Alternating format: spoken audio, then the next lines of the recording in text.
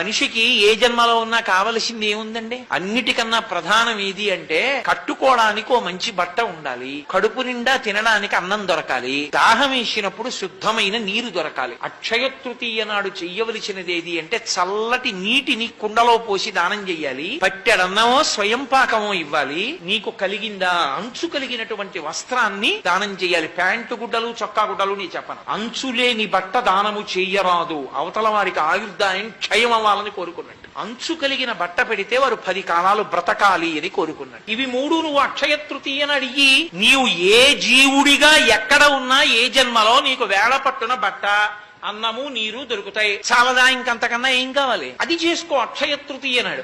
అంతేగాని బంగారం కొనుక్కుంటే ఏమొచ్చింది? కలిపురుషుడు వస్తాడు, దాంతో పాటు అక్షయంగా వస్తాడు, ఇప్పుడు కాదు ఎప్పటికీ. కాబట్టి ఏది ఎప్పుడు చెయ్యాలో అది చెయ్యాలి. అంతేగాని అక్షయ తృతీయ ఆఫర్లోని బోర్డులు పెట్టనూకూడదు, మనం వెర్రెక్కి వెంట పడనూకూడదు. శాస్త్రం ఏది చెప్పిందో అది చెయ్యాలి. తస్మాత్ శాస్త్రం ప్రమాణంతే కార్యాకార్యం వ్యవస్థితో. శాస్త్రము ప్రమాణము తప్ప బుద్ధికి తోచిన విషయములు ప్రమాణములు కావు.